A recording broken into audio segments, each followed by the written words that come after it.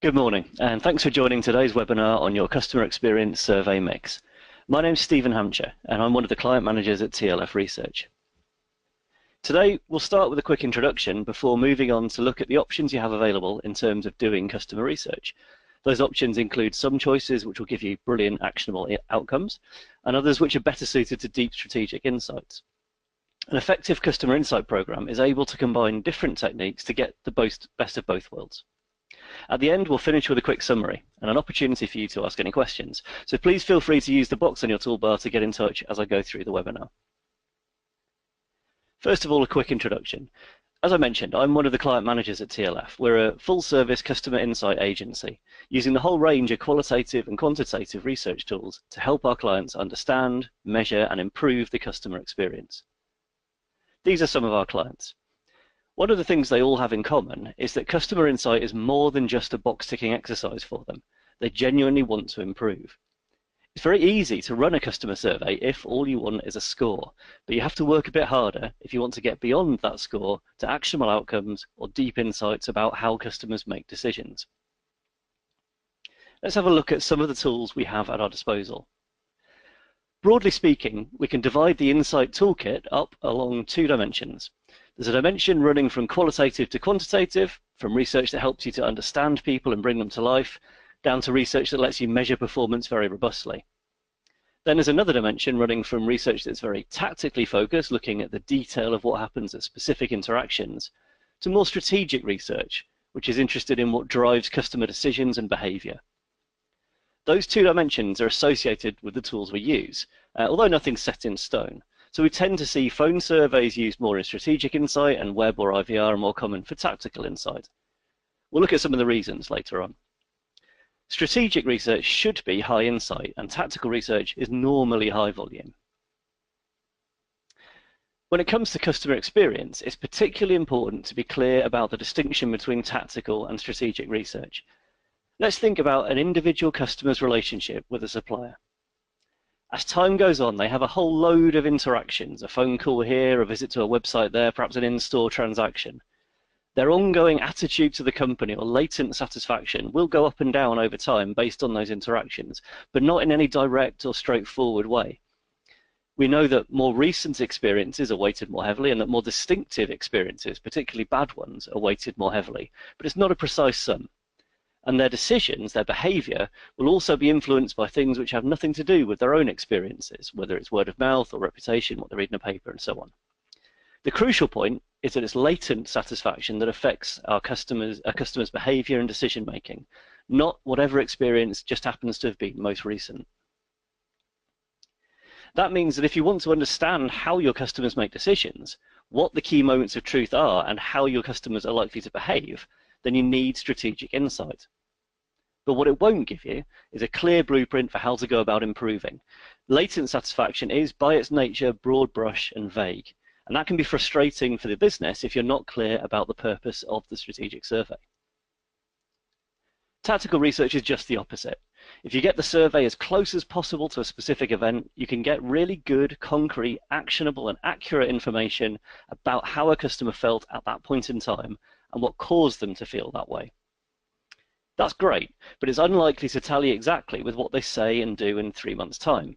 So without strategic research, you can end up optimizing a load of touch points that are easy for you to measure without ever really addressing the biggest drivers of customer retention or advocacy. When it comes to actionability, though, tactical surveys really come into their own. Making clear links to the staff behaviors and the specific events which enhance or damage customer satisfaction is really important if you want your colleagues to see the value of customer research. The survey outputs have to talk their language. One big problem is that we're relying on customers to remember and accurately describe an experience. If they can't remember or are too lazy to remember, they will, as this quote says, resort to reconstructive processes, which is fancy academic talk for make things up. What can we do about it? Well, simply, we need to get the survey as soon as possible after the event. That makes it much more likely to be an accurate, specific memory, not a plausible sounding reconstruction. And we can also help by structuring the survey around specific, tangible moments in the experience. So, for example, did you find everything you were looking for? Did a member of staff offer to show you to the right place? And so on. rather than vague scores such as layout of the store. We want to help customers to relive the experience in their minds. Those specific concrete questions don't just help to make the experience clearer in customers' minds, they also make a lot more sense to staff. It's pretty hard for people to relate to a survey finding that the mean score for professionalism of staff is 7.3, but it's much easier for them to keep in mind that customers are more satisfied if we remember to tell them how long the complaint is going to take to resolve. Linking satisfaction to experiences lets your colleagues see that customer satisfaction is something we collectively create, not just a random number that goes up and down on its own.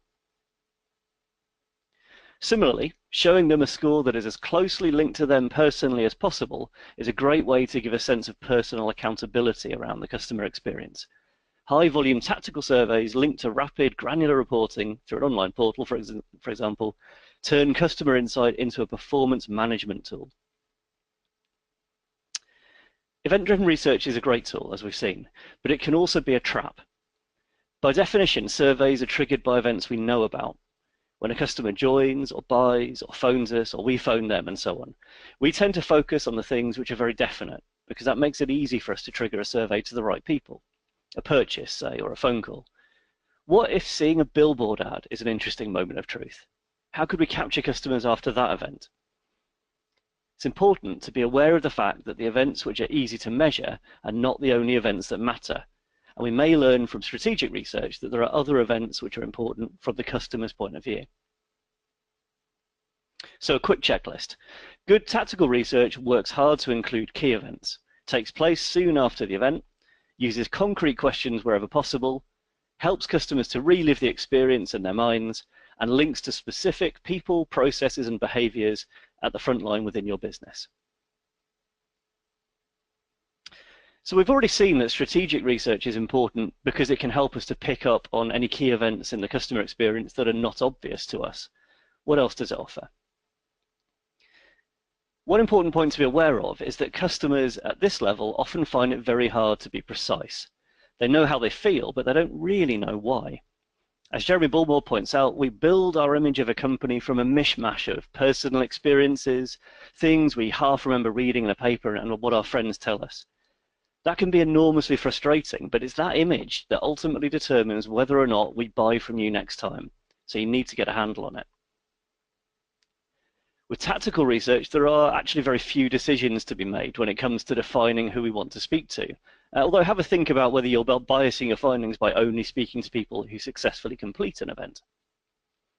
In strategic research, we want to speak to a random sample drawn from our entire population of customers.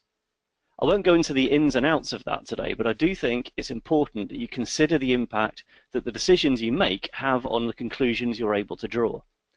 The more widely you define your customer base, the more general the findings will be, but the less easy it will be to relate what people say to specific experiences that you've created. Ultimately, the reason we're interested in strategic research is to understand what's going on inside customers' brains. How do they see the market and our position within it? How do they feel about us and our competitors?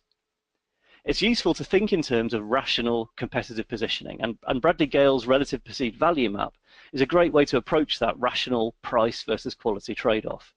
It usefully captures the idea that customers make their decisions based on value, and that organizations offering better value, whether they do it in an Aldi way or a Waitrose way, will do well. But we know that's only part of the picture. Richard Branson puts it well here, I think. Customer decisions are often heavily influenced by things which are not at all subject to a rational value for money analysis. Strategic research also needs to understand these more subtle emotional drivers of decision making. So, good strategic research is only possible if you come to terms with the fact that it will be nebulous and vague. If you think hard about who to include in the research and use it to identify the rational and the emotional drivers of customer decisions, as well as to pick up on the key moments of truth at which you will need tactical insight.